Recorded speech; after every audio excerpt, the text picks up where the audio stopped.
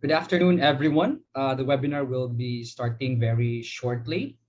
I can see that our attendees are coming in to join us in today's webinar.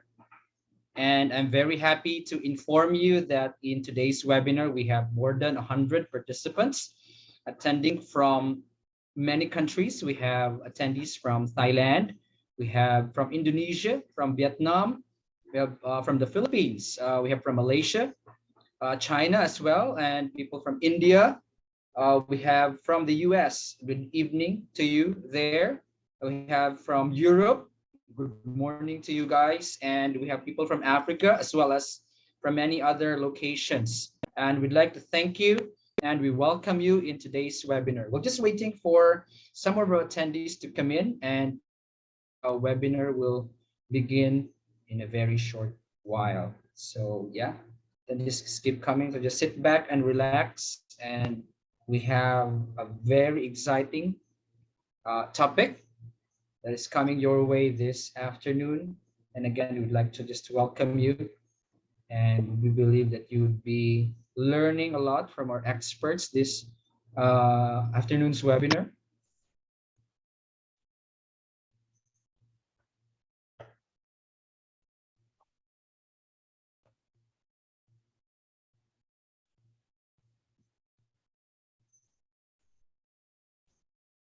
Once again, welcome everyone. Thank you for joining for another eFeedLink webinar in our Agri Digital Hub platform. My name is Alvin.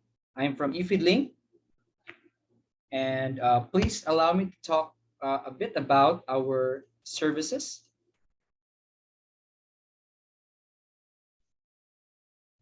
So efeedlink.com is one of the most visited feed and livestock industry website.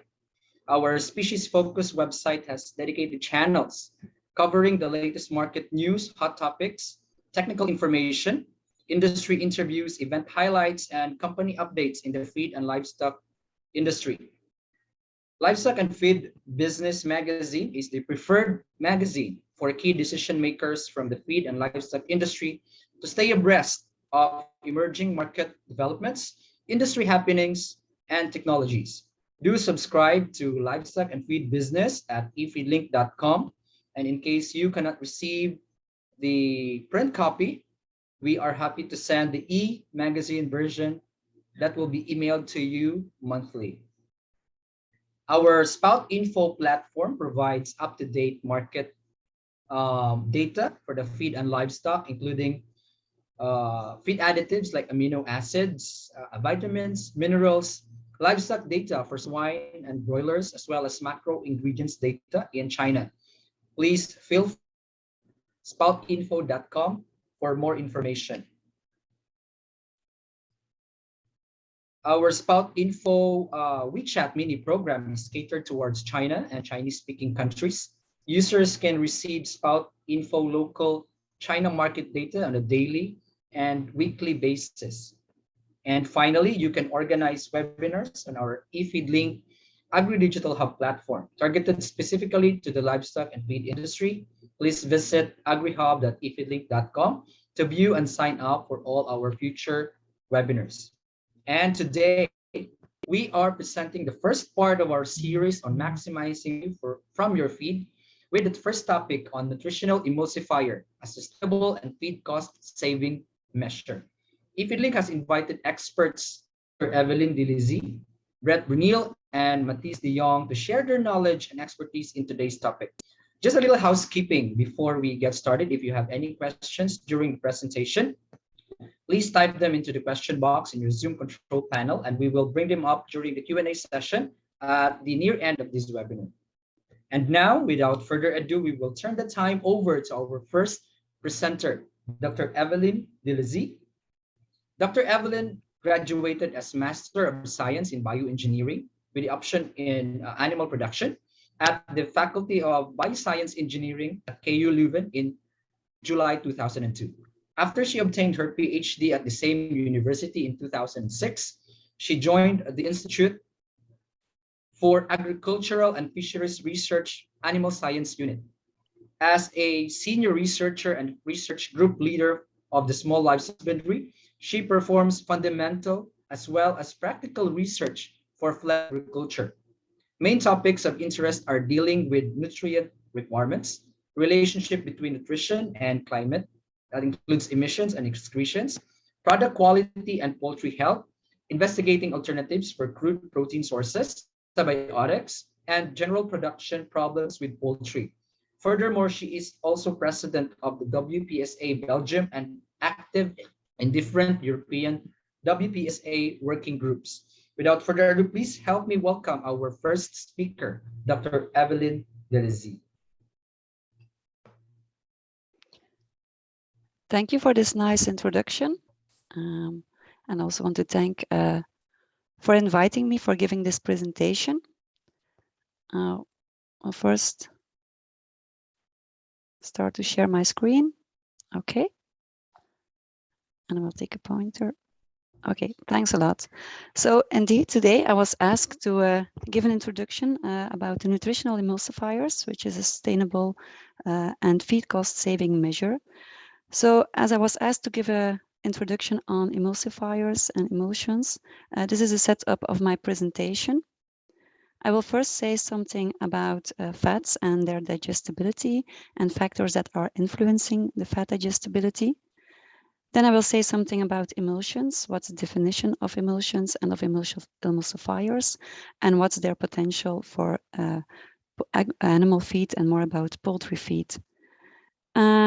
So why should we use them and what's their return on investment will be the third part of my presentation, and I will end with some concluding remarks. So, but let's first start with fats and fat digestibility. So if we talk about lipids, they contain fats and oil, and they are a very important nutrient in animal and poultry diets. Apart from carbohydrates and proteins, lipids are an important part of the feed. If we talk about lipids, the common structural unit is a fatty acid. So this is shown here on this picture. What's a fatty acid? A fatty acid consists of a carbon, a hydrogen, and an oxygen, which is arranged around as a carbon chain skeleton, with at the end a carboxyl group. If this fatty acid is bound to another organic compound, such as the glycerol, and there are 3 of them, then we talk about triglycerides. If this fatty acid is not bound, then we talk about free fatty acids. So just a very definition about fatty acids, triglycerides and lipids. But what's the function now of those lipids in the feed of our animals? So first of all, it has a high nutritional value. The caloric value of lipids is very high, about twice as high as those of the caloric value of, for example, carbohydrates. So they are very important, our lipids, for the growth and development of our animals. And also, if there's a longer demand of energy, they can be stored in the body. Lipids are also a very important precursor of long-chain derivatives, which are used in cell membranes. And they are also synthesized for synthesis of, for example, hormone-like substances, which are involved in cell regulation, immunity, blood flow, and so on. Lipids are also important for lactation and pregnancy. Lipids are also added to the diet, this to enhance the palatability of the diet, so to reduce the dustness of the diet. They're also involved in transport and absorption of fat-soluble vitamins, and they also influence the passage rate of the digesta in the gastrointestinal tract. So the amount of fat that accumulates in the body of an animal depends on the fat that is taken up by feed intake and also by de novo lipogenesis. However, if we talk about fat and uses of fat or fat digestibility, then maybe we can just have a short introduction about how are they subdivided. So you can subdivide those fats according to their chain length. The short ones, they contains 2 to 6 carbon atoms, the medium ones 8 to 12, and the long chain ones 14 to 24. Another subdivision that can be made is according to the number of double bonds. So we can talk about saturated fatty acids. So each carbon is saturated with hydrogen, so there is no double bond, or the unsaturated fatty acids, where we have at least 1 double bond. And this double bond can be in cis or trans configuration. For the unsaturated fatty acids, you can have 1 double bound monounsaturated fatty acids, such as C18-1 oleic acid, or you can have more than 1. So then we talk about polyunsaturated fatty acids, for example, C18-3 linoleic acid. So why is this important? Well, if we look at the digestibility as shown here on this picture, and I will go very briefly or very quickly through it, just to indicate that if we talk about the short ones or the medium chain fatty acids, then these fatty acids can be absorbed directly, and they are just travel through the portal vein and are just absorbed like other nutrients. However, if we talk about long chain fatty acids, then they need to be digested and they cannot be absorbed directly. And this I will just show very briefly. So here on this slide, you have at the left side the gut, in the middle the liver, and at the right side the other organs. So if you have the feed intake, then a part of the feed, and here we talk about the fats, will be digested and absorbed. The part that will not be used will be excreted as fecal losses. So this part where you have the intake by the feed and the absorption by your epithelial cells, this I will discuss later on in the second part of my presentation. There you have the influence of bile acids, of emulsifiers, and also of lipases and so on. So, but this will be discussed more in detail later on. So in general, here you have the absorption of free fatty acids and monoglycerates, which are re-esterified. And once this is also absorbed in the anterior cells and re-esterified, they are secreted into the lymph, where they are the main or a very important part of chylomicrons. Chylomicrons which are delivered into the blood, and by the working of a lipoprotein lipases, they are broken to the free fatty acids absorbed by other organs to remnants. And these remnants are taken up by the liver. Here in the liver, a lot of things happen, but just very briefly, there are very low density lipoproteins, and low density lipoproteins are formed. They are also delivered to the blood, where you also have the working of lipoprotein lipase, and where you have that the very low density lipoproteins are broken down to the low density lipoproteins, and the free fatty acids also taken up by the other organs. We also have the high density lipoproteins. They carry cholesterol and free fatty acids, and they bring them to the liver, where there is an excretion of the cholesterol or reuse. So high density lipoproteins are the so-called good cholesterols. So this just very briefly, but so if you see the fat digestibility, then we know that a lot of factors affect this fat digestibility. And we can have an increased excretion of undigested fat or a decreased digestibility due to a different number of factors. One of the first important factor is the age of the birds. We know that young birds have more difficulties by digesting fat compared to the older ones.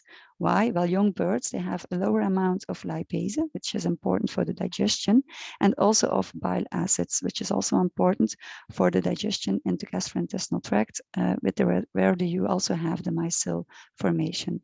So the older the birds come, the more production there will be of bile acids and the more production of lipases, and this will increase the digestibility of fat. Apart from that, we also have the fat quality as an important factor. If you have a high level of bad quality of fat in your diet, then this will also decrease the digestibility. Bad quality of fat is defined as a fat with a high amount of impurities, with high amount of free fatty acids, or also with an oxidative rancidity. So what's oxidative rancidity? That's the process that results in the degradation of fatty acids, and it occurs mainly in unsaturated fatty acids due to the oxidation of the double bonds. So if you have, for example, vegetable oils, they have a high amount of unsaturated fatty acids. So oxidation can be there higher compared to saturated fatty acids. And especially if they are stored in higher environmental temperatures. To solve this, antioxidants can be added to your diet. Because if we now look at saturated and high free fatty acids compared to unsaturated fatty acids, we also know that there is a higher digestibility of these unsaturated fatty acids because these has a more hydrophilic character.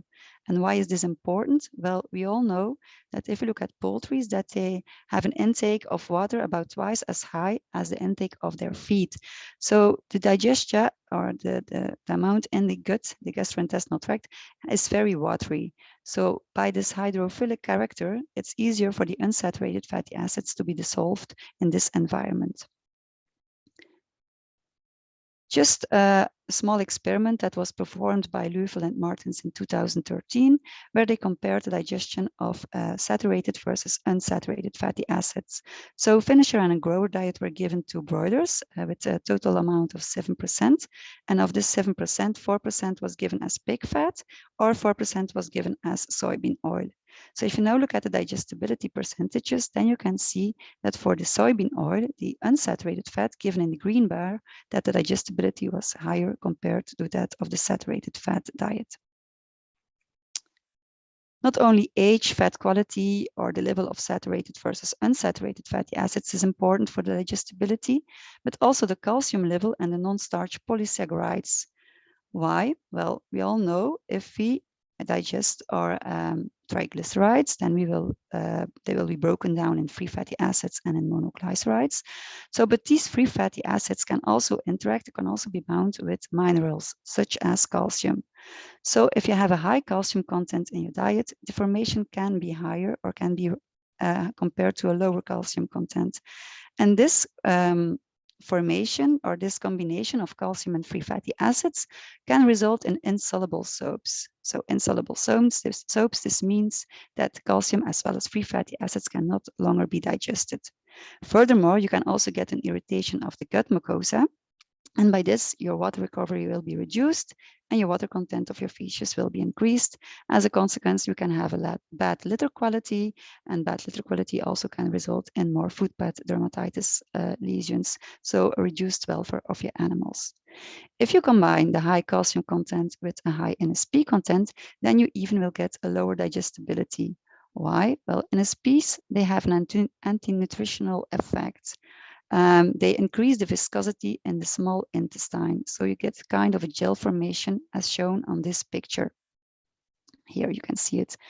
So by increasing this viscosity, you will have a lower digestibility of different nutrients, but especially of fats, because this increased viscosity will decrease gut motility and decrease transport of free fatty acids, of micelles, of bile acids, and so on. So you also have a higher amount of substrate in this part, which will not be digested but fermented. And this can result in an imbalance of the good and the bad flora and can lead to dysbacteriosis. So you can have a systemic effect on your gut secretions and your intestinal morphology, and you can also have an increased deconjugation of your bile acids. These bile acids cannot longer be reabsorbed, but are excreted. So a lower amount of these bile acids will also result in a lower digestibility of your fat.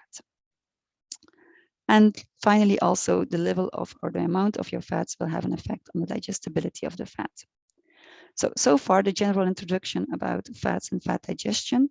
So now we come to the main part of this presentation. What are emulsions and what are emulsifiers? So an emulsion is a temporarily stable mixture of two unmixable liquids, such as oil and water. So in this figure, water is given in the yellow color, oil is given in the blue color. So if you put oil and water in a bottle and you stir it, you give it energy, then you will get this, a water in all emulsion. So liquid droplets will be suspended within each other. However, this is only temporarily, and this emulsion will break down quite quickly. So why happens this? Well, if you look at water and oil, there are different liquids. Water has more higher density than oil has. So water prefers to be at the bottom and the oil at the top. And they also want to avoid interaction between both. So they will only have a small interaction phase. So you will have two layers. So water is polar, oil is non-polar. So polar will only dissolve in polar substances and oil only in non-polar substances. So only by giving energy, you will get those liquid droplets. However, if you want to have that the emulsion will take a longer amount of time to break down, then you have to add emulsifiers, shown by these red circles. But what are emulsifiers? Well, emulsifiers, these are those components consisting of two different parts. Here, the first part is given as the head, blue circle, which is a hydrophilic or head or polar one. So this part loves water, whereas the tail is a hydrophobic. It's non-polar. So this hydrophobic part loves oils. So due to this component, due to this molecular constitution, emulsifiers can dissolve in water as well as in oil. However, you have different emulsions and also different emulsifiers. So which emulsion or which emulsifier should be used for a correct emulsion? This is based on the hydrophilic lipophilic balance. That's a score ranging from 0 towards 20. And the higher the score, so for example, here something is given, an example is given from 8 to 18. A higher score means that it is a higher hydrophilic emulsifier. So it's easier to dissolve it in a watery environment. So for example, it's easy to dissolve oil in water. If you have a low score, then it's more lipophilic or hydrophobic. So it's easier to solve substances or liquids in oil suspensions. So as already mentioned, for the poultry, we have a watery environment in our gastrointestinal tract. So therefore, we have the preference of a hydrophilic lipophilic balance, which will be high. So why we should use those emulsifiers? Well, we all know that fats are an expensive source of energy. And we have a rather high amount of fat in our diets. Due to genetics, we know that the growth of broilers is very high. They reach 3 kilograms in about 42 days. They have a feed conversion ratio of about 1.7. So these broilers ask a lot of energy, ask a lot of dense diets. And those dense diets can only be obtained if you add fat at relative high content in those diets.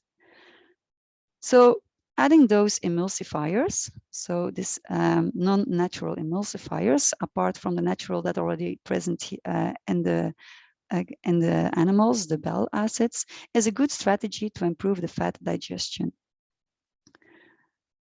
So especially if we talk about young animals, or for example, if you had bad fat conditions or more saturated fatty acids and so on. So this part, as already mentioned in the first part of my presentation, so this is the part where you had the feed intake or the fat intake, and the fats will be taken up by the epithelial cell layer. So this is the fat digestion in the very beginning of an animal, and it consists of the 3 different phases. So the first phase, where you have the feed intake and the fat intake, you have the very large fat globules. The lipids, and these cannot be digested or absorbed directly by the animals. So by the combination of your natural emulsifiers, which are the bile salts, then you will have the formation of emulsion droplets. So you will have the smaller fat droplets. And by this, the surface of those droplets will increase, and it will be easier for the lipases, which are secreted by the pancreas, to have a good working mechanism. So this is the second part of the digestion, where you have the lipases, which will break down your lipids into the free fatty acids and the monoglycerides. So as already mentioned, so the breaking off by the lipase and the co-lipase towards free fatty acids and monoglycerides. However, then in the third phase, then you have the formation of your micelles. What are micelles? Well, micelles are water-soluble aggregates of lipid molecules, and they containing both the polar and the non-polar side. So the non-polar is inside, which you have your fat globules, and at the environment you have your polar side. So these micelles are formed by the aid of the bile salts, by the action of the bile salts, so by the natural emulsifiers, but also by the emulsifiers that can be supplemented to the diets. When they reach the membranes, then they are disrupted, and the fatty acids can be absorbed by the epithelial cells. So you can see that animals already have the natural emulsifiers, the bile acids, but by adding those by supplementing emulsifiers to the diet, you will increase different parts in digestion of those animals. So you will increase the emulsion of the droplets, and you will increase the formation of the micelles, which will increase digestibility of your fat. So the advantages of those emulsifiers are an improved fat digestibility, but by increasing the fat digestibility, you can have an improved gut health, and also other nutrients can be have a higher digestibility. So by improving this digestibility, you improve the energy use of your diet. So this means that, for example, by a higher energy efficiency, you can reach an improved feed conversion ratio by the same diet. Or you can lower your fat levels in your diet to obtain the same or similar performances, because there's a higher use of the fats that are supplemented in the diet. As fat is an important nutrient and also has a high price, this means that by improving the feed conversion or by supplementing lower fat levels, that you not only save energy, but also save the cost of your diet. So this brings me to the third part of my presentation. What's the return on investment? So first of all, energy sources can be obtained from animals, fats, or can be vegetable oils. And we all know that prices are nowadays very high. So if you look, for example, at the sunflower oil, although the high yields obtained in 2021, we know that they are mainly come from Ukraine and Russia, and now we have there the war, so export has been reduced. So by this, we see that the prices has been doubled. Also for rapeseed oil, we can see that there is a high price raise for these oils. There was a lower production due to the climate, the heat waves, but also due to the war. So this imbalance between supply and demand increased the prices. Also for palm oil and soy oil, we have some difficulties due to climate changes, the dryness, and for animal fat, lower production due to the high feed prices. So in general, those energy sources are very pricely, have a very high price. So therefore, return on investment is clear, I suppose, that if we can reduce the supplementation of those fats, then we have a reduction also of the price of our feeds. So apart from the genetics that are important, the nutrient quality, the feed quality, and the gut health, we also know that the digestibility is very important. And this combined with the very high prices of the raw materials results in a good return on investment by adding by adding emulsifiers into our diets. So to conclude, fat and oil are very important nutrients in poultry diets. A good fat digestibility is important for return on investment, and this can be improved by adding emulsifiers in the diets. So very important, especially regarding our contemporary prices of the raw materials we have nowadays. So a lot of companies and according for the emulsifiers, Orffa, they have been able to produce an emulsifier with a very high HL, so hydrophilic lipophilic range, so which is very good for the watery environment of your poultry.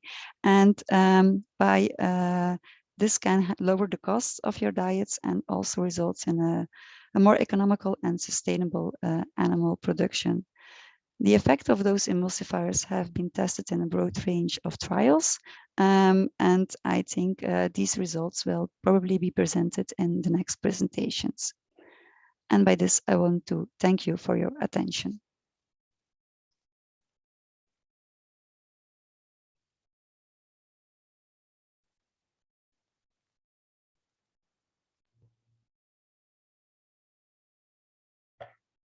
Thank you, Dr. Evelyn, for that very, very insightful presentation. And we will now proceed to our next speaker in today's webinar. Our next speaker is Brett Bruneel.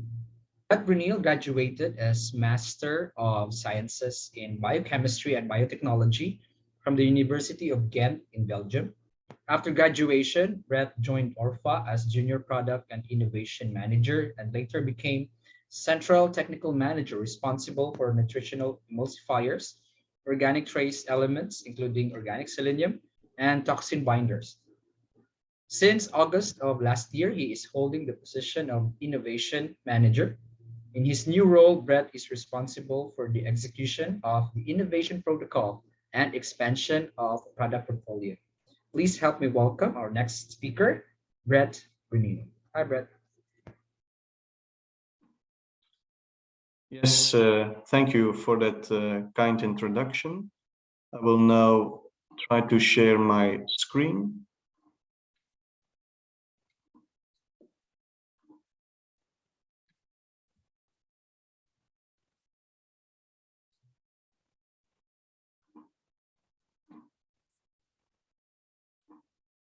I hope you can all see my screen.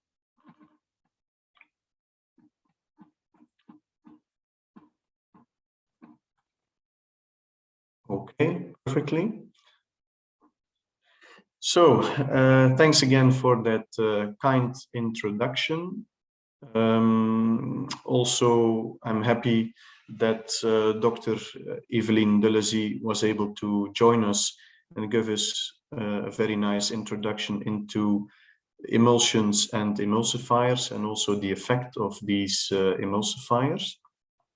What I would like to do is give you some highlights and some effects, or focus on the effects of a specific nutritional emulsifier, which is called Essential Energy Plus, which Orffa has developed and put into the market since 2012. So we have quite a long experience regarding the application and usage of this nutritional emulsifier in the market.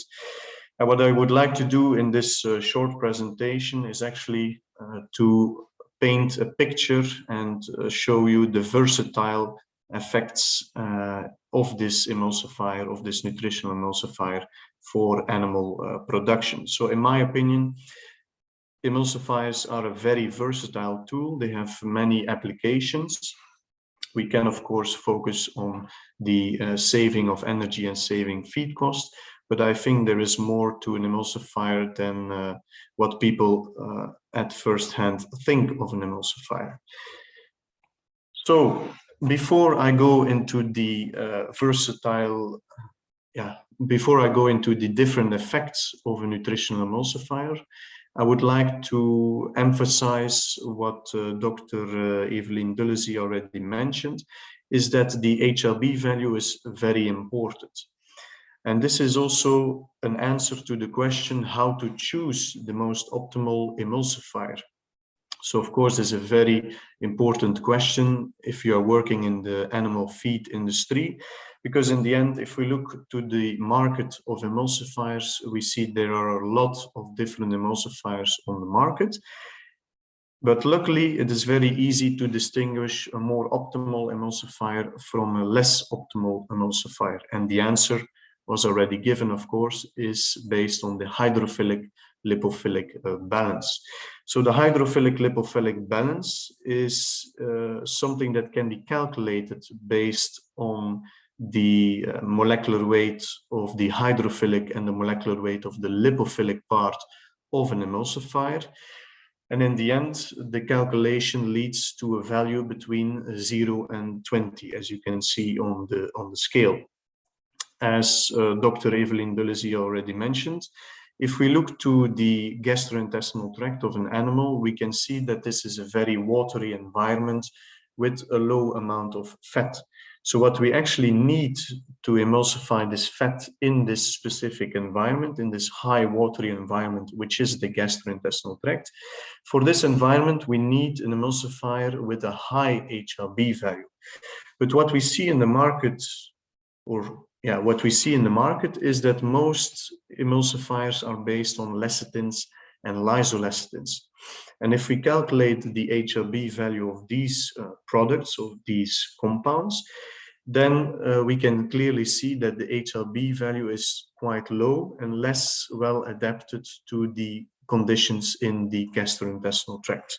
So that is why Orffa engineered actually a nutritional emulsifier which is not based on lecithins or lysolecithins, but is based on a different active ingredient, which allows us to have a very high specific optimal HLB value. And this will deliver more energy, higher digestibility of fats, etc., in comparison with larger lecithins and lecithins.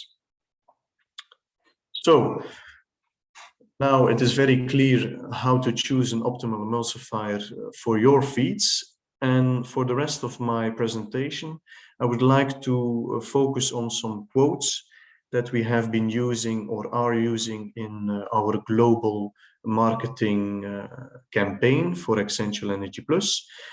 And these quotes actually give us a very good insight in what the product is all about, or what a nutritional emulsifier is all about. So as a first quote, I have: the efficient nutrient utilization is your key to combat high feed prices. So of course, this is very important. As we all know, we are in a landscape of high feed prices. So it's very important to able to produce less costly feed. Second quote is the new matrix values that you can use in your feed formulation. And the third quote is: the efficient nutrient utilization is the basis for sustainable animal production. And the last, fourth and a fifth quote, I will talk about them later on in the presentation. But let's focus first on the efficient nutrient utilization.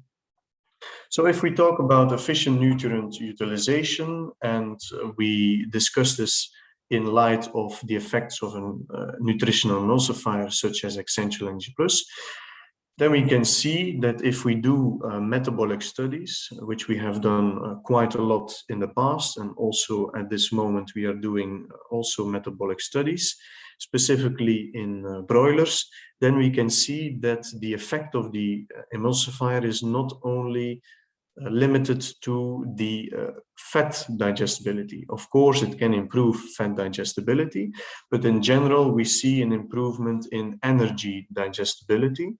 And next to that, also an effect on crude protein digestibility. This is maybe less easy to explain, because in the end, an emulsifier is there to improve the fat digestibility and the energy digestibility. But it is clearly seen in all our metabolic studies that there is also an effect on crude protein digestibility.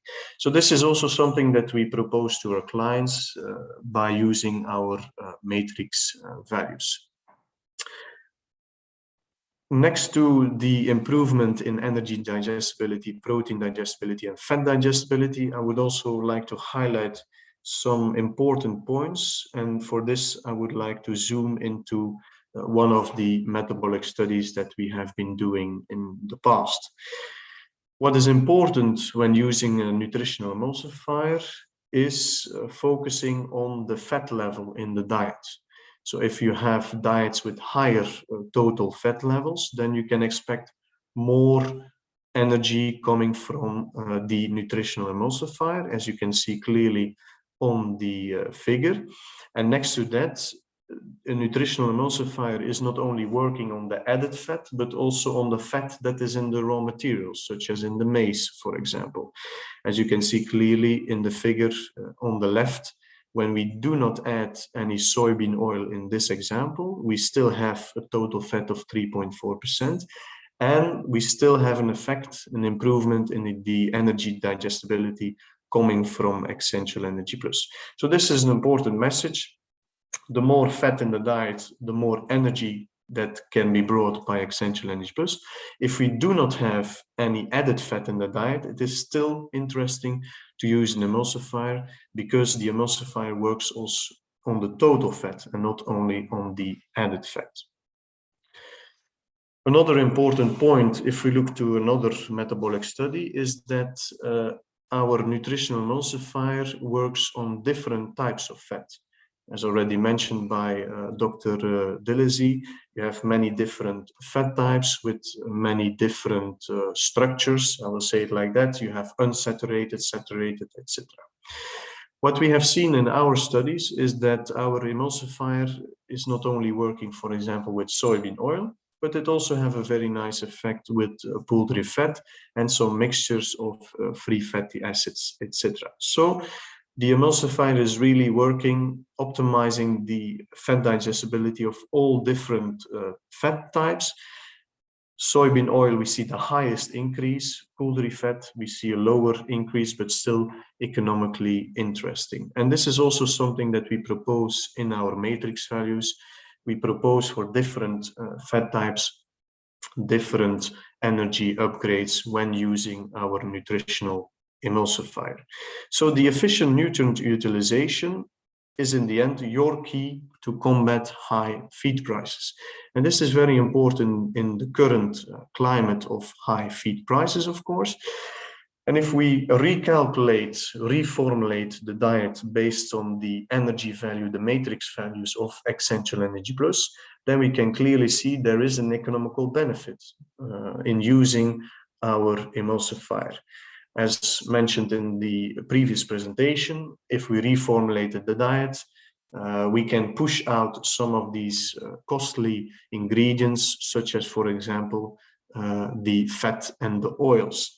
I have done some calculations in the past, and we can clearly see that if prices rise of raw materials, of fats and oils, that we have a higher cost saving when using our product Essential Energy Plus.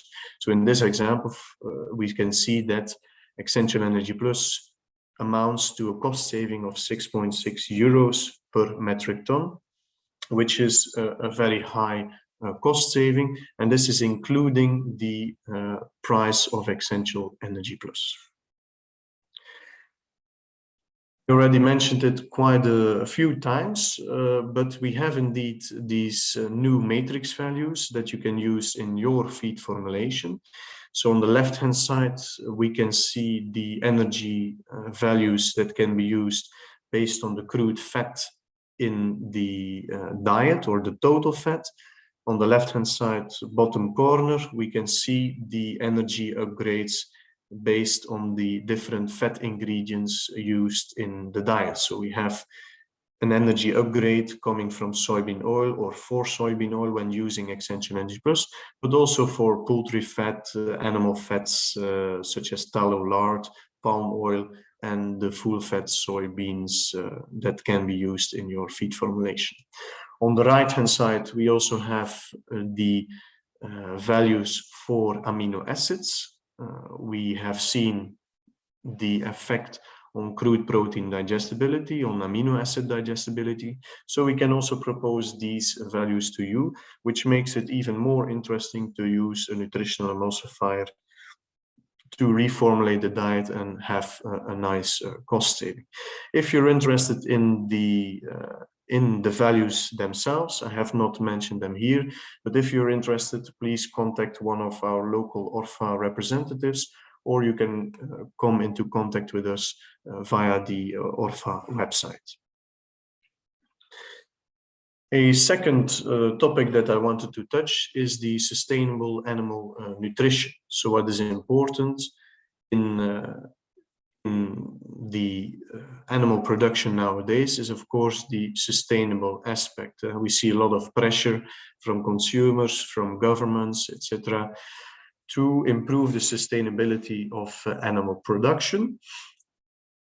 If we look to different feed additives that can be used to improve the sustainability of animal production, we mostly think of phytase, of enzymes, etc. But there is actually also a very important role to play for nutritional emulsifiers. And I'm very happy that we with Orffa have been teaming up with Blom Consultants and the Wageningen University, which are two institutes in the Netherlands, in order to give you some idea about the sustainability improvement by using a nutritional emulsifier, specifically Essential Energy Plus. So this was done by using life cycle assessments, by using the method that was proposed by the European Union, which is called Product Environmental Footprint.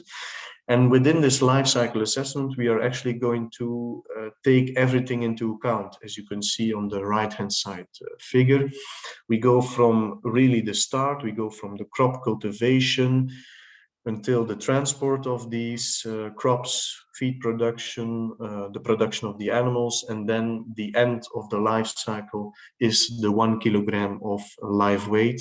In this example, for example, broiler, but it can also be swine.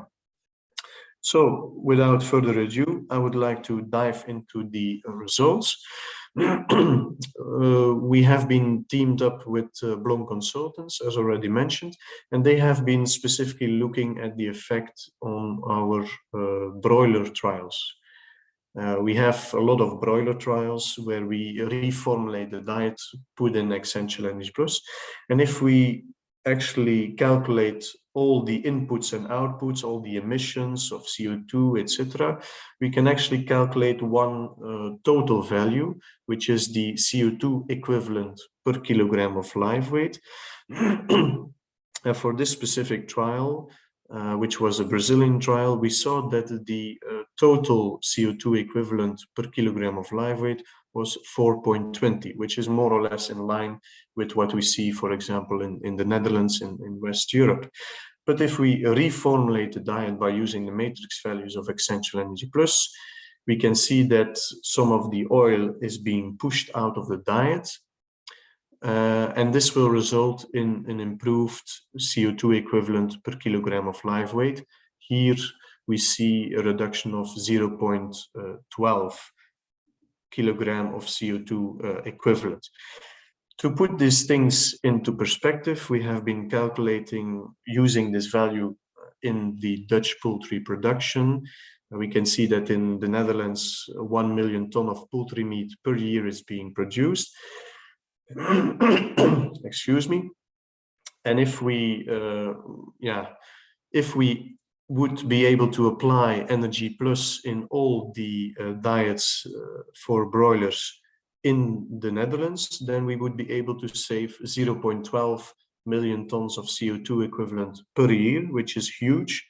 And if you put it into perspective regarding the Dutch climate agreement, specifically for agriculture, then this is actually 10% of this target. So this is huge. So that is why we are also very proud of these results and the effects that can be seen with our nutritional emulsifier.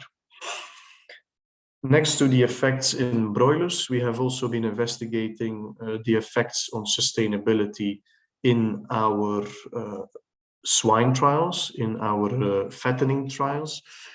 We have trials in different continents, as you can see, in Peru, in the Philippines, in Belgium, in Western Europe. And when we use Essential Energy Plus in an energy-reduced feed, we can see clearly an effect of an improved sustainability. We can also see it when we put the nutritional emulsifier on top of the feed. So not energy reducing the feed, but simply put the emulsifier on top. And what we see is that we have an improvement in FCR, an improved performance, and this will, of course, play into the sustainability aspect of animal production. So going forward to the next quote, what we can see is, excuse me, the next quote is that all farmed animals benefit from a nutritional emulsifier. And this is something I would like to highlight because people, when we talk about nutritional emulsifiers, they mostly think of the application in broilers. But in the end, we have done quite a lot of trials in different animal species, such as swine, as you can see, but also in laying hens, in turkeys. We have also some nice trials in aquacultural species, which will be highlighted with by my colleague Matthijs in the next presentation. So what I would like to do is here to give you some examples of the effects in swine, because this is a very important animal for the usage of a nutritional emulsifier. So again, we have the different trials. We have the one in Peru, we have the one in the Philippines, and we have the one in Belgium. In Peru, we reformulated the diet, energy reduced the diet, and actually improved the performance by reducing the energy in the feed by 50 kilocalories net energy and implementing Essential Energy Plus, as you can see on the figure. And if we calculate the economical benefit of using Essential Energy Plus, specifically in this trial, we saw that the income per pig was improved by 4.5%. If we move to the middle of the screen, we have the Philippine trial. There we put the product on top. We saw a huge improvement in performance, especially the body weight. And the return on investment was here 19-1, which is very impressive. On the right-hand side, we have the data in Belgium, where we saw that by adding Essential Energy Plus on top, we had a return on investment of 5-1. If people are interested in the Philippine trials, in the Philippine trial, we have recently published it during the DPP conference in Rotterdam, in the Netherlands. This is the digestive physiology of pigs conference, so we can happily send you the abstract and also more information. If we move on to the next species that I want to highlight, which is the laying hens, we have seen interesting effects in the laying hens as well. This is taken from a trial that was performed in the Philippines.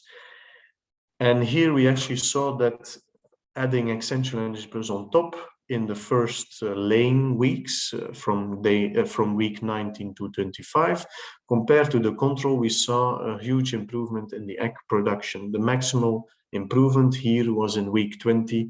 It was plus 10% of eggs produced. We were very intrigued by this result, and we replicated this kind of trial in also other countries. And the latest results, for example, from Morocco in North Africa, we have seen the same effects, that the product is really pushing the animals in the early laying phase. What is also interesting in laying hens is the effect on the egg yolk. So Essential Energy Plus as a nutritional emulsifier improves the fat digestibility. We can think of improving the uptake of free fatty acids, etc., through the epithelial cell layer. But we can also think of the improvement in the digestibility of fat-soluble compounds, such as, for example, canthaxanthin, which is an important pigment which is added to the feed. So we have done some trials with this setup, and we saw actually that indeed our product is able to improve the egg yolk coloring by improving the digestibility of these fat-soluble pigments. And based on these results, we have even obtained a patent for this application, not only focusing on egg yolk pigmentation, but also on the pigmentation of broiler meat, for example. So this is all very important, and we will study this more in detail in the remainder of the year 2022 with some clients in Europe. They have the interest to also see the effect on fat-soluble vitamins, for example, vitamin A and E. So more information to come. Then moving on to turkeys. Turkeys are also an important business in some countries, especially Poland in this respect. This was a Polish trial. But I wanted to highlight one of the, two of the results that we obtained with our emulsifier, and this was the effect on footpad dermatitis. So if we have an improved fat digestibility, we have less fat getting into the feces, so less sticky manure, so an improved less footpad dermatitis and improved footpad health. So this is also something to take into account when using a nutritional emulsifier. The second aspect of this trial that I would like to highlight was the fat content in the liver. So this is an interesting effect, that Essential Energy Plus is able to reduce the fat content in the liver, which highlights or can also be interpreted as having a better liver health, which can be important for long living birds, such as laying hens, broiler breeders, etc. In order to finalize my presentation, I would like to highlight a last effect, which is the no antibiotics means increased need for emulsification. As already mentioned by Dr. Deleuze in her presentation just 20 minutes ago, there is also a negative effect of a disbalance in the microflora on the fatty acid absorption. So this is an example from literature where we see that total fatty acid absorption is reduced by 9% when there is no antibiotics in the feed. So no antibiotics in the feed means higher presence of pathogens, in this example, Clostridium perfringens. And these pathogens have actually a negative effect on the bile salts, on the activity of the bile salts. So they reduce the activity of the bile salts, which has a direct effect on total fatty acid absorption. So this is something to take into account. And in this kind of environment, I will say it like that, it is very important to support fat digestion by using external emulsifiers, a nutritional emulsifier, such as Essential Energy Plus. So this was the one of the last slides of my presentation. Unfortunately, I do not have the time to go in a lot of details, but I wanted to give you some insights in what the product is all about. If you would like to know more about our product, then I can invite you to go to our Orffa website. You can order there a free copy of our Essential Energy Plus booklet, which has all the ins and the outs of our emulsifier, all the published trials, etc. You can have, of course, next to a hard copy, also an e-copy, which is maybe more interesting and also more sustainable. So to conclude, our product Essential Energy Plus is a very versatile nutritional emulsifier. You have a lot of different effects, not only saving energy, saving feed cost, but also sustainability. It can be used in a no antibiotics environment. And we have the different aspects in the different animal species. So our product is produced in Europe, in Western Europe, under GMP Plus and FAMQS, and the active ingredient is E484 or GPGR, which is completely different compared to lysolecithins and lecithins.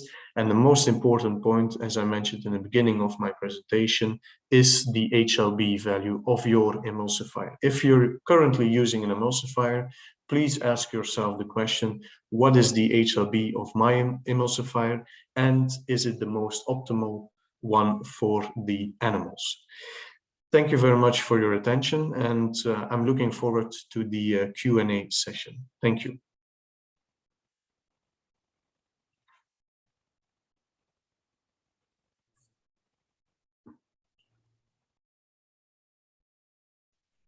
Thank you, Brett, for that wonderful presentation. We will now proceed to our next speaker, last speaker for today's webinar, Matthijs de Jong. Matthijs graduated from the Wageningen University in 2021 with a Bachelor of Science in Animal Sciences and a Master's of Sciences in Aquaculture and Marine Resource Management.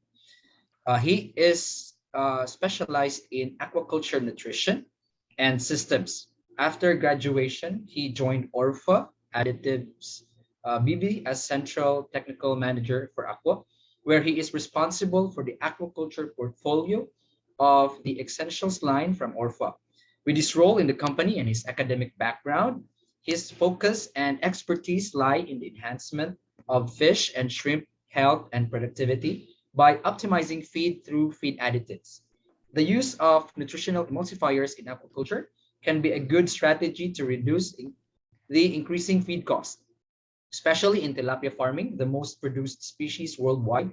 The use of nutritional emulsifier was shown to be beneficial for both growth, performance, and health status of the fish. So to share more of his expertise and this topic, this afternoon's webinar. Please help me welcome our next speaker, Matthijs de Jong. Yes, thank you. Thank you for having me. And yeah, thank you for the kind introduction. I'm going to share my screen now and hope, let me, one moment. Do you see the, the right version, or do you see the other version? We are actually seeing not the presentation version. Maybe you can select the Yeah, display yeah. settings. And, So this should be correct, right? yes, that's correct. Okay, yes, again, thank you for the introduction. Also, thank you, Brecht and Eveline, for the further introduction of the topic. I'm gonna tell a little bit more about the effect of the use of nutritional emulsifiers in tilapia farming, and to see that the emulsifier is really a basic element in animal nutrition, and that it has a positive effect on actually all species. But before I'm going to talk about emulsifiers, first I want to create a little bit of background for the people who are less aware what's happening in the aquaculture world, which is not so different from the world in livestock. As you can see in this graph, the prices in aquaculture feeds have been increasing for the past decades. If you compare the prices of the most important raw materials in aquaculture, which means soybean oil and soybean meal, then the prices have roughly increased with 200% since 1991. And if you compare that with the inflation rate, which is only 100%, you can see that the prices for raw materials per metric ton is increasing way faster than the inflation. And if you take into account that fish oil, especially in Europe, is becoming more and more interesting for human consumption, and the price was at $750 per metric ton in 2019, you can imagine that the rising feed costs are an increasing challenge in agriculture. So to tackle these increasing feed costs, the industry is more and more focusing on improving the feed efficiency and the health of the fish. Today we're going to talk more about feed efficiency and how emulsifiers can help fish farmers and feed formulators in developing a strategy that are needed to tackle the feed cost challenge. So the most important thing you can do, the best thing you can do, is to optimize the energy efficiency to reduce feed cost. The energy is one of the most important aspects in tilapia farming to increase growth performance. The most expensive part of the diet regarding this energy demand are the protein and the fat in the diet. So to reduce feed cost, you have to optimize the protein and fat use, and therefore the possible solution might be is the use of nutritional emulsifiers. So this slide might look a little bit familiar to you because Brecht already mentioned it, but I thought it was very important to take a look into it again, because it really shows you what a nutritional emulsifier is. So a nutritional emulsifier is a natural like bile salt inside the body, or a chemical substance that consists of a water-loving and an oil-loving end, that are commonly used to combine ingredients that normally don't mix, such as oil and water. In the world of emulsifiers, you have two kind of mechanisms. So we have oily emulsifiers that mix water and oil. So if you have an environment where you have a lot of oil, a little bit of water, and you want to mix, then you should have lipophilic emulsifiers, which are close to zero on the HLB balance.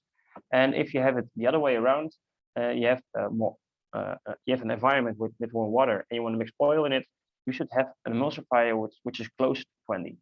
Our product, like Brecht already mentioned, is Essential Energy Plus, is closer to the 20, which is very powerful in the intestine of animals, and especially in the intestine of fish, which is even more watery compared to livestock animals, as you can imagine, because they live in the water, of course. Especially the combination of the lipophilic part and the hydrophilic part makes it a strong tool to improve fat digestibility. But also, like Eveline told you, because the fat digestibility is increased, also the protein digestibility is increased because other nutrients are also digested and taken up better. Of course, we tested our product in now tilapia, because now tilapia is the single most produced species in aquaculture globally. And to give a little bit of background, what our idea was with the nutrition emulsifier is that we thought, okay, it would increase the fat digestibility and therefore energy efficiency. Like I just discussed before, energy is a major cost for high-performing animals. So what we thought is, okay, if we can improve the energy efficiency, we can improve the growth and therefore decrease the feed cost.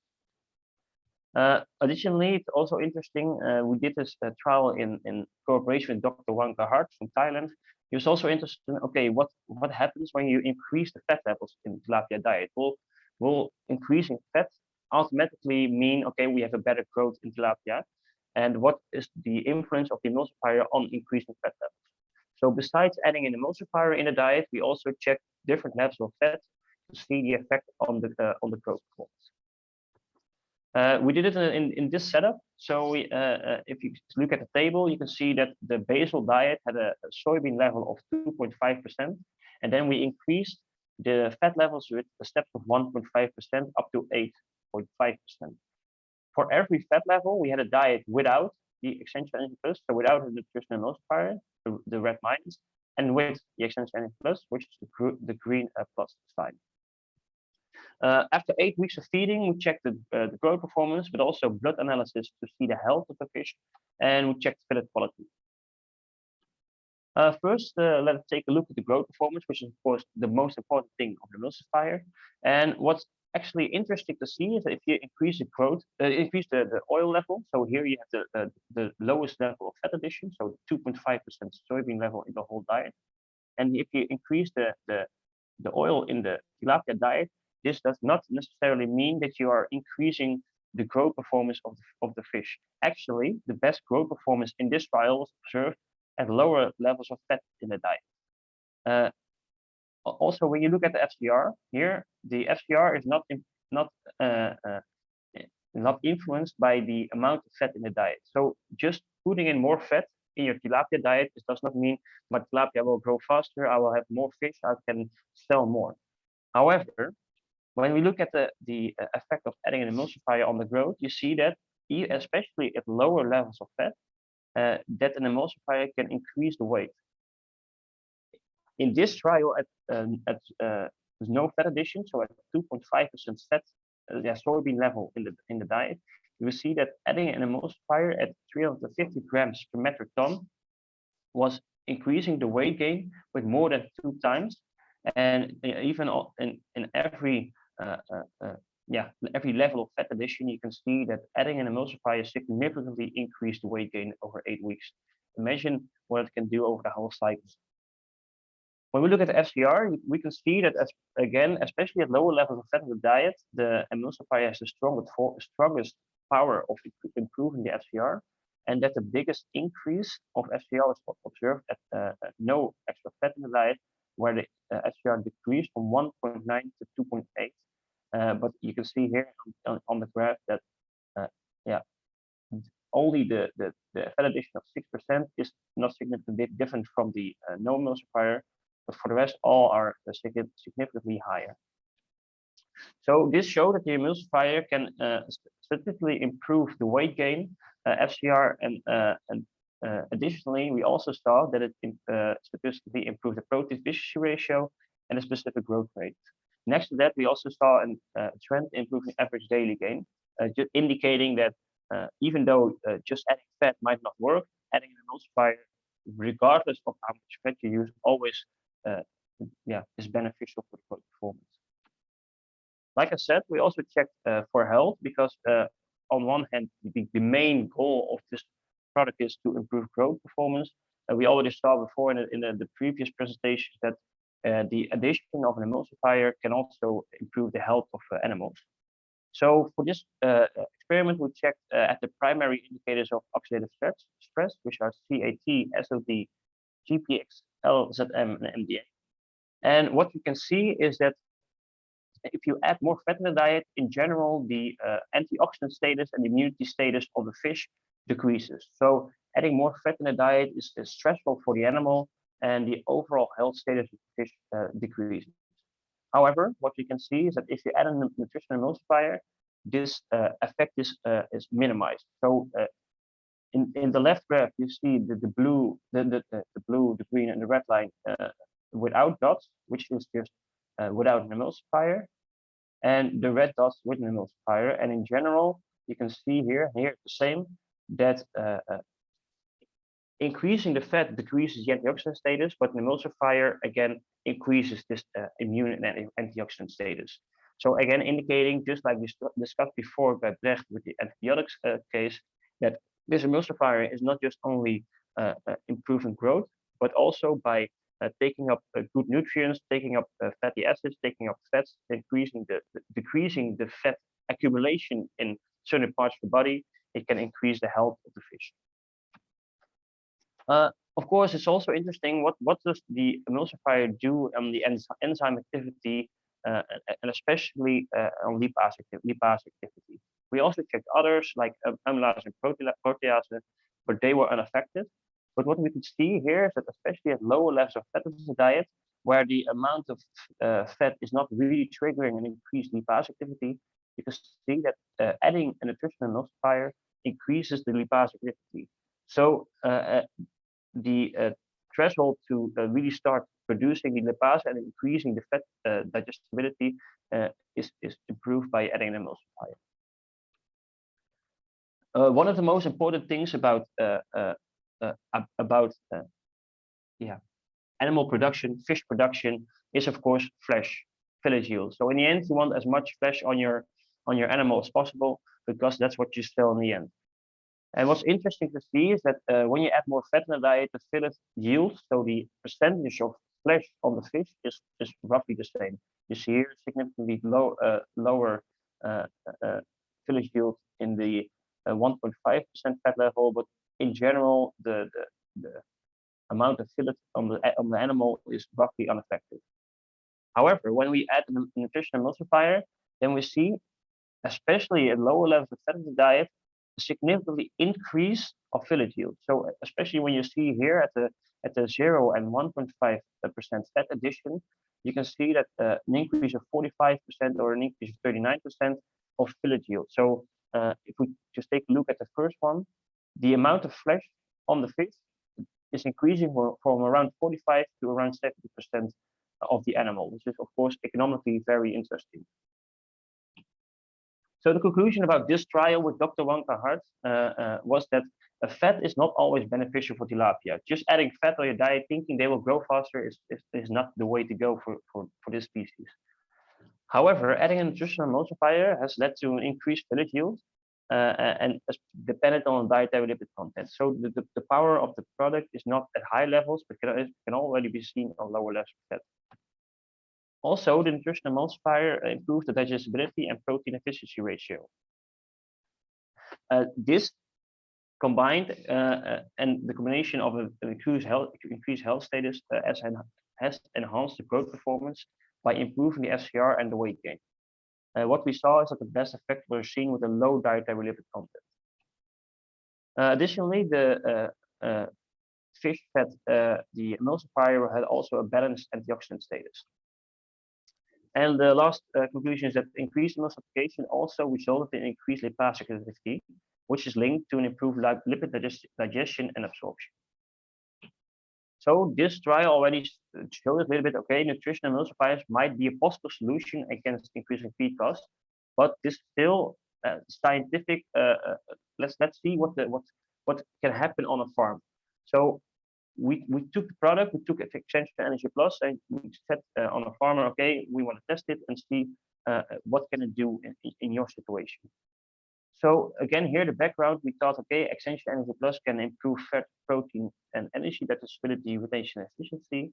And we want to test in Thailand at the field trial, okay, what's the effect on farm scale?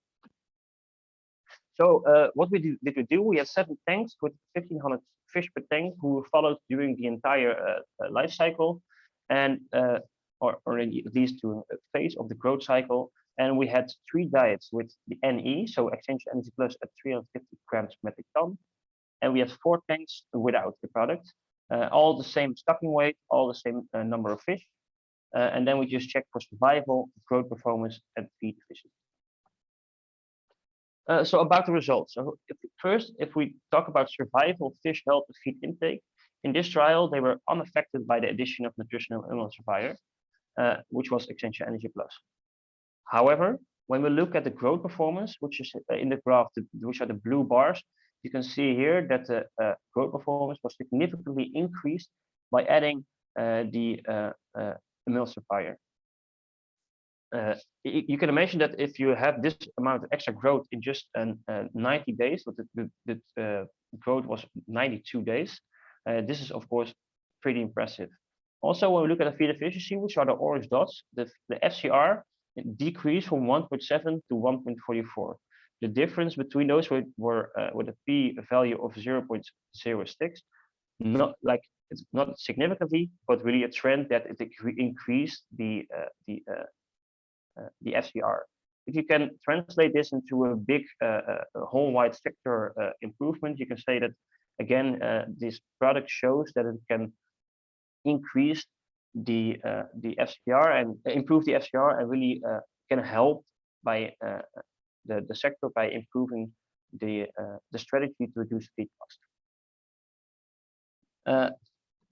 So just to conclude a little bit about Extension Energy Plus in Nile tilapia farming, like we discussed before, it is a nutritional emulsifier with an optimal HLB close to 20, so it's very, very efficient in mixing the fatty oils into the watery environment of the intestine. In aquaculture, the dosing we advise is at least 350 grams per ton, which already is shown to be very efficient to increase the growth performance. And that's also what we see. They improve the growth performance, increase the feed efficiency, and also additionally improves antioxidant status. So in conclusion, the Extension Energy Plus can really save energy in the diet, and might be the strategy to reduce the feed cost in the current feed cost challenge we are facing at the moment.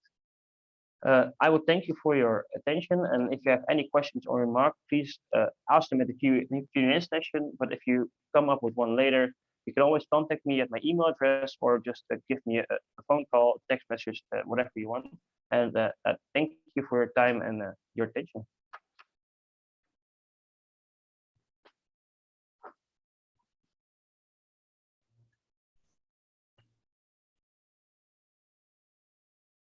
Thank you, Matthijs, for that wonderful presentation. And now we will go ahead and take the time to answer some questions that is thrown to us by our attendees. Actually, there's a number of it. I took the liberty to put it in the screen so that people can see it. Okay, we'll just go ahead and there. Okay, we'll go to the first question. I think Brett also has answered in the Q&A, but for the benefit of everyone, I'd like to ask Brett to evaluate his answer by answering live. So first question, it says here, how to evaluate the efficacy of emulsifier when there are so many products in the market? Yes, indeed. Excuse me. Indeed, I'm already answered this via the Q&A chat box, but I can quickly elaborate on this question. So indeed, we get a lot of questions from customers how to evaluate different emulsifiers in the market. Some of our competitors, they come up with very simple methods, I will say it like that, where you can add the emulsifier to a glass with some water and oil and then mix it. But in my opinion, the selection should be based on the HLB value, as we have mentioned quite often in our presentations, is the most important parameter to have an optimal, it's the most important parameter for having a good optimal emulsifier. So before going into in vivo tests, I would first make a selection based on the HLB values, and then choose for the emulsifiers with the high HLB values.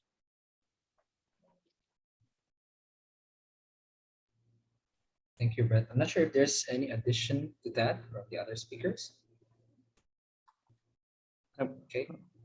Yeah, sure. Okay, thank you. We'll proceed to the next question. What are the advantages of using emulsifiers over the other types of feed additives?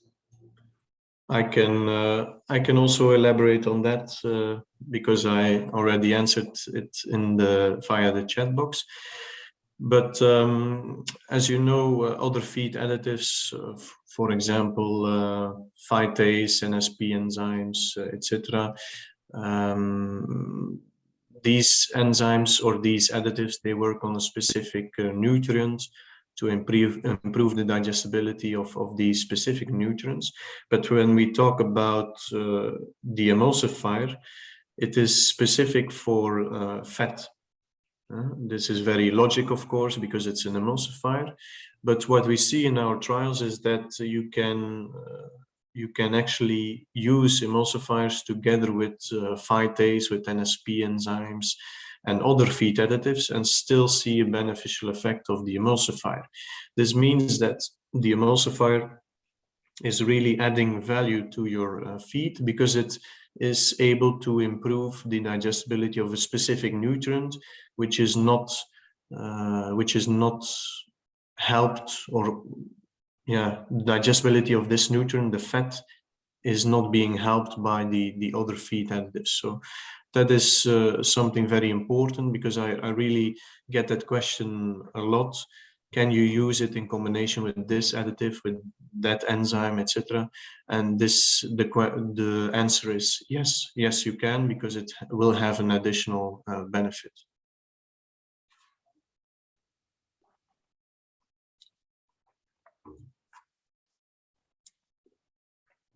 Yeah, other speakers, just feel free to also share your answers if you want to.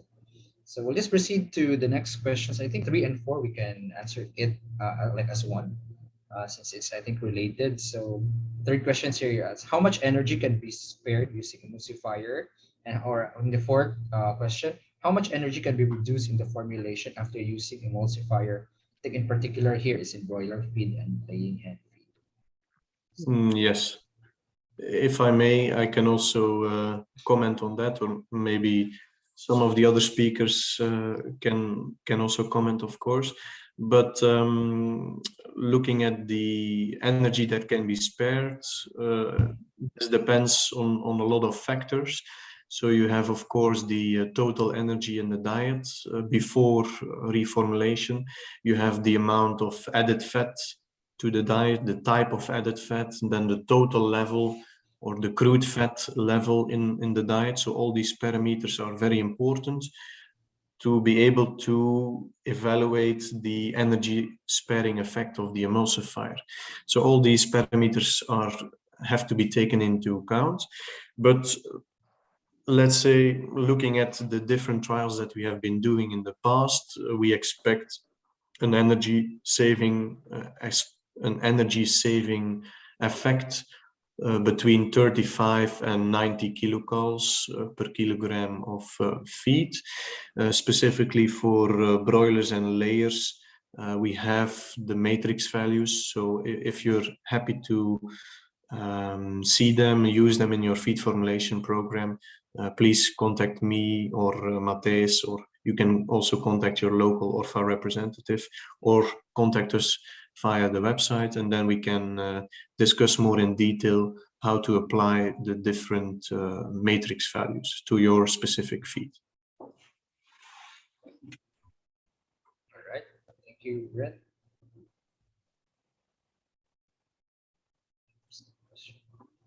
All right, we'll proceed to number 5 question. At which age use of emulsifier is beneficial? So this one's free to speakers, whoever is applicable. Yeah. Yeah, I just can say that as also already presented in my presentation, that age is very important, and especially for broilers. You see that at a younger age, lipase production and bile acids are rather low. So especially then it can have a huge impact, but also at the other ages, because other factors also influence fat digestibility. So by the emulsifiers, you can increase fat digestibility. So as I already mentioned, bad fat quality, or fatty saturated versus unsaturated fatty acids, and so. But especially by the younger ones, you will have a more beneficial effect. And for the laying hens, I think Brecht showed that it start laying, there also was a huge effect on the performances. But maybe Matthijs and Brecht can add something. Yeah. My expertise is of course in fish and shrimp mainly, and what we see that actually, like Evelien said, you can only use it in younger age. And the positive thing about fish is that in general the digestibility does not decrease. So fish keep growing because we harvest them way before they are ending their end weight. But that, like Evelien said, especially at the beginning of the growing phase, you can get the biggest win. And also when there is a stress in the environment, a pathogen, water, temperature, osmotic stress, then we see that the energy plus can help the fish to come up, to cope with those stress as well. So age at any point with younger animals, of course, works a little bit better. But the most important thing about energy plus that it also helps to cope with stress. Thank you, speakers. Okay, if there's no more answers, I'll proceed to the next questions.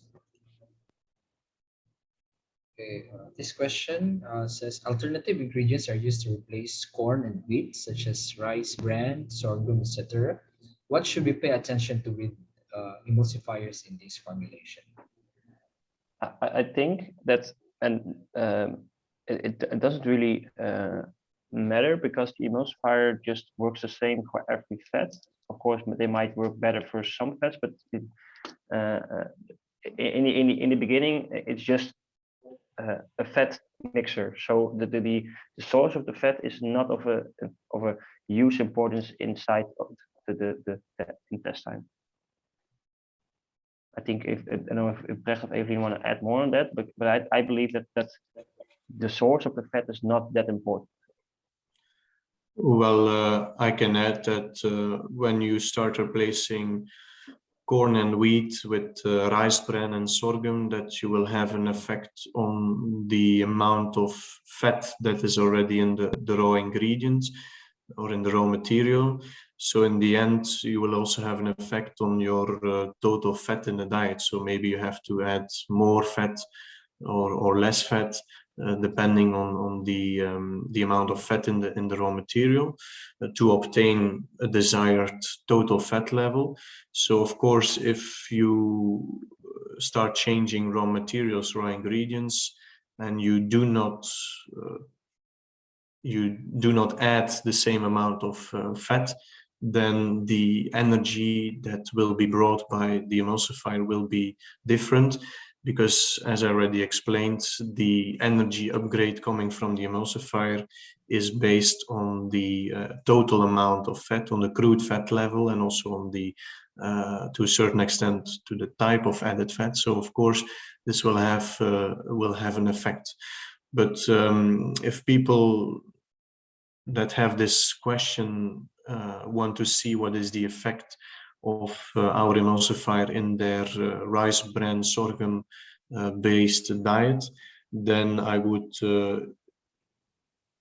invite them to contact us, and then we can dive a little bit deeper in the feed composition in order to give you good advice regarding the matrix values.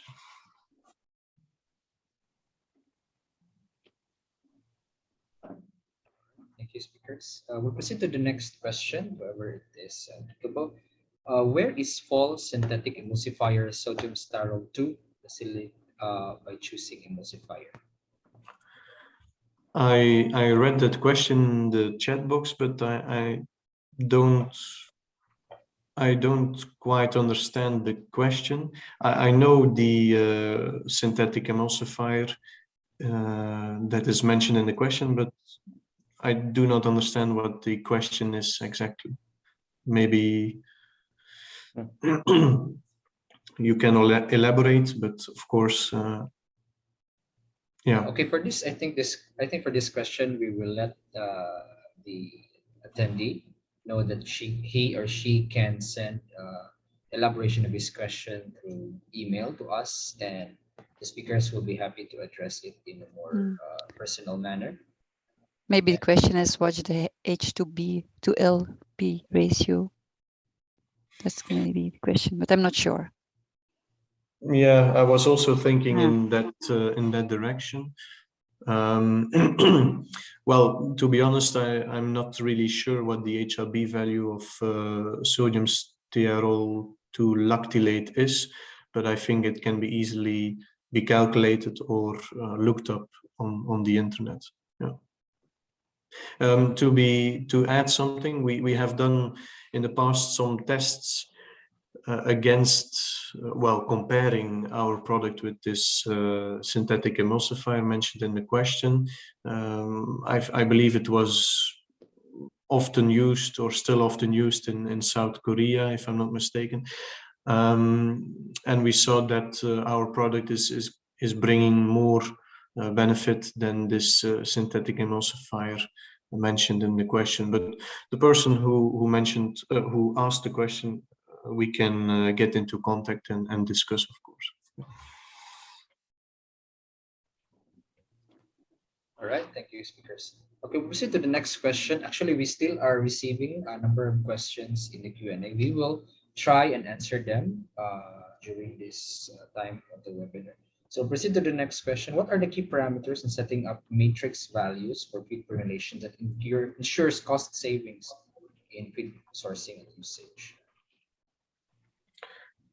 Well, if I may answer, I think this relates to one of the previous questions. So it is very important to take into account some parameters or key parameters when using matrix values for the nutritional emulsifier. The key parameters are the amount of fat in the diet, the type of fat in the diet, the energy content of the feed, and also the amount of added fat to the diet. So these are very important questions to ask yourself, to look up into your diets, and based on these questions, on these parameters, specific advice can be given regarding matrix values for Essential Energy Plus. Thank you, Brett. There's none anymore additional. I will proceed to the next bunch of questions. Okay, has here, please help to compare emulsifiers, bile salt, and phospholipid. This is actually given to us by Fong Tian Pham, one of our attendees. Thank you so much for that question. Yeah, speakers. Well, I can answer this question. So bile salts, as was mentioned by myself and also by Dr. Delazy, are compounds that are produced by the body itself, but in the end, they are not stable in a high pathogenic environment. When you have a disbalance in the microbiota, you have, for example, more Clostridium perfringens, then we see that the activity of the bile salt is going down. And this is not the case with adding an exogenous nutritional emulsifier such as Essential Energy Plus. So actually adding emulsifiers to the diet is a very beneficial strategy when you have disbalance in the microbiota, because then the bile salts will definitely have a lower activity. The lysophospholipid, as I mentioned in the beginning of my presentation, you have in the market emulsifiers based on lecithins, lysolecithins. And these lysolecithins, the active ingredient within the lysolecithin is actually a lysophospholipid. So you have a number of different lysophospholipids. You have lysophosphatidylethanolamine, etc. And all of these lysophospholipids, they have a different HRB value, but it's always within the range of, let's say, around 10, which is quite low in order to have a good emulsification in the gastrointestinal tract, which is a very watery environment. So that is the main point of this webinar, actually, that you need to have an optimal high HRB value in order to have a hydrophilic emulsifier, which is very active in the gastrointestinal tract, which is a watery environment with a low amount of fat. So this is very important. Yeah, I just can add that was also mentioned in my presentation about the bile acids, so the bile salts, that if you have these bacteriosis, that indeed you can have the bile salts that are deconjugated. So by deconjugation, they will be excreted, so you will have less bile salts present in the body, so less fat digestibility. So that's the main difference with the emulsifiers, as indeed Brecht already told.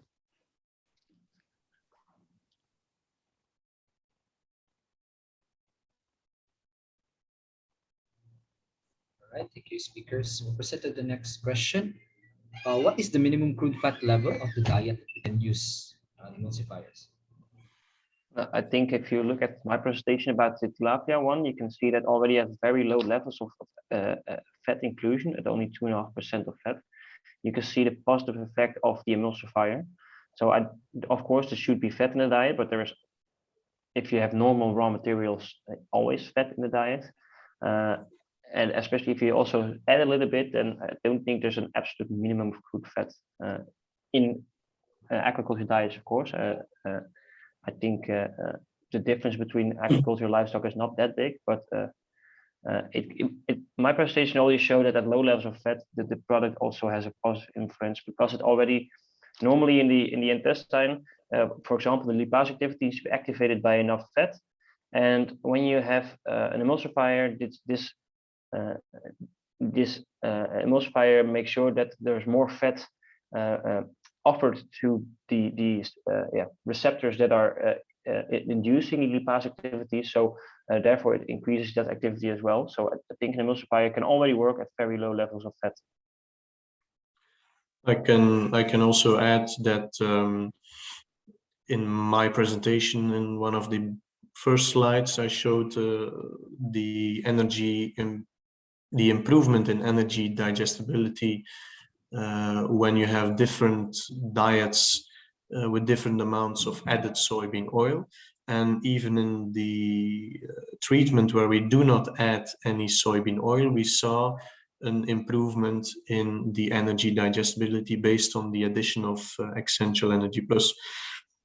And there the total fat was 3.4%.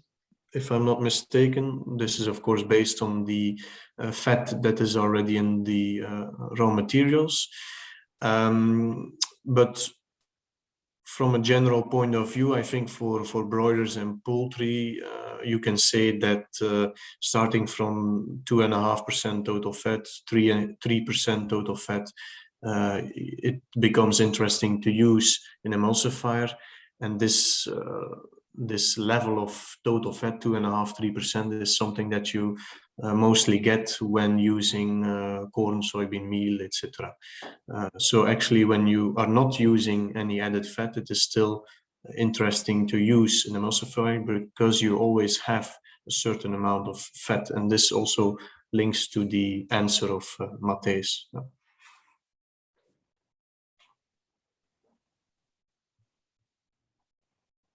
Thank you, speakers. Okay, this is the third, actually the last of this slide, and we will go to the newer questions that is in our Q&A. One of our attendees asked, as part of a less antibiotic feeding strategy, Can emulsifiers alone be enough to meet this goal, or dependent on the synergy with elements in feed and other types of feed additives? I think that, of course, you're always dependent on the synergy. You're always also dependent on the elements in the, I talk about that for aquaculture, the elements in the water, the environment, and also, yeah, there are other types of feed additives that are more focused on really promoting the health of the fish. And of course, a strategy to combine the emulsifier with feed additives that are increasing the health of the animal is, in my opinion, always the best solution. So just only an emulsifier to replace antibiotics is not the strategy, but it can help. It can be a small brick in reducing the amount of antibiotic needed in the animals. I can concur with that answer, and I just would like to add that indeed the effect of the emulsifier in a less antibiotic feeding strategy is to support the fat digestion, specifically because we have that negative effect of the pathogens on the conjugated or active bile salt. So this is the part which will be played by the emulsifier that you add to the feed. But indeed, as Matthijs mentioned, you have a lot more bricks to build a huge wall to actually protect the animal from microorganisms. I just can agree on that. It will have an additional effect on gut health, but it's not the only. It cannot solve. It's not an antibiotic. Just like the fact it's not an NSP enzyme or a phytase, but it has some adding values. Thank you, speakers. We will go. I will read, I think, 2 or 3 questions. That is newer questions brought to us in the Q&A. One of our attendees, Minguyen Doc, is asking, do emulsifier effect by high heat during production feed meal? Well, I can quickly mention that we have done some studies looking at the heat stability, and the active ingredient within the within our emulsifier, within Essential Energy Plus, is heat stable up to 250 degrees centigrade. So there is no negative effect of using it in pelleted feed or extruded feed, which has also been shown by Matthijs in the aquatic feeds. So there is no negative effect of high heat, high pressure on the activity of our emulsifier. Right. And is there any addition to that? Nope. I agree with that. Okay. We'll proceed to the next question here. One of our attendees asking if you may suggest using a single emulsifier or a combination of different HLB emulsifiers. I think, yeah, Leprecht, you can even go. No, please, Matthijs. No, what like in the end, I think it's the best to go for an HLB as close to 20 as possible, because in the end, the intestine is the watery environment, and you want the water, the oil to be mixed in that environment, and it doesn't really make sense to also put in an emulsifier with a lower HLB, because the environment doesn't change. You only the emulsifier is only mixing in a watery intestine. You don't have parts of the intestine that are less watery. If I may add something, so indeed, if we're talking about nutritional emulsifier, you are specifically looking at an emulsifier with a high HLB value, because it has to work in this gastrointestinal tract environment, which is very watery with a low amount of fat. But it could be interesting to also use an emulsifier with a low HLB value, which we then call a technical emulsifier, not a nutritional emulsifier, but a technical emulsifier. And this type, excuse me, this type of emulsifier is also on the market. And producers that put forward these technical emulsifiers, they claim improved pelleting, pellet quality, etc. So this could be worthwhile to look into if you're looking for a better pellet quality, pellet stability, etc. But we, with Essential Energy Plus, we really focus on the nutritional aspect of an emulsifier, and that is why we have engineered it to have a high optimal HRB value to be really active in the gastrointestinal tract environment. Thank you, speakers. I think we'll just cater the last two questions in a Q&A. Our attendee, Muhammad Shuaib, thank you so much for actually you have the numerous questions and requests. We will attend to that. He's asking, how can we analyze HLV and CMC on lab? Well, CMC is the critical micelle concentration, which is something that can be analyzed in the lab. The HRB value is something which is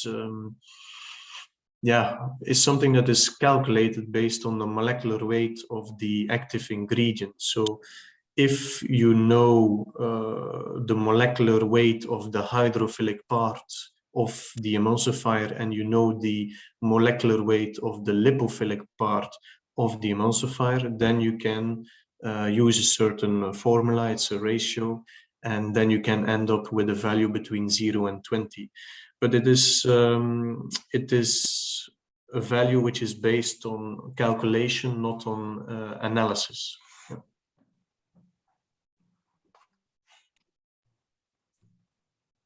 Any additional to that question?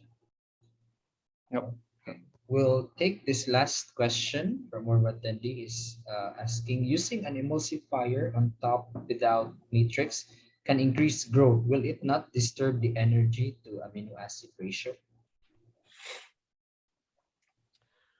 Well, yes, that's something that we, that's a question that we get quite often, I will say, especially when we're talking about these laying hens, where you add Essential Energy Plus on top of the feed. So indeed, there could be an effect on the amino acid, on the balance between energy and amino acids. But in the end, the Energy Plus has also an effect on the amino acid digestibility. So this could actually help improving this balance which you are talking about.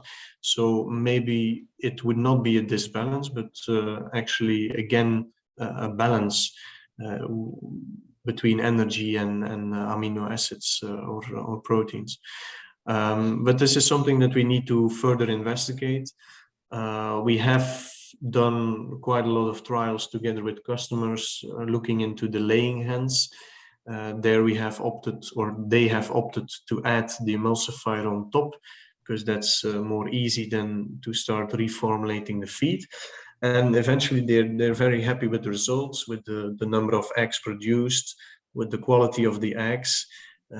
So that is why they keep on using the emulsifier. But this is a really good question, and we have to look into this more.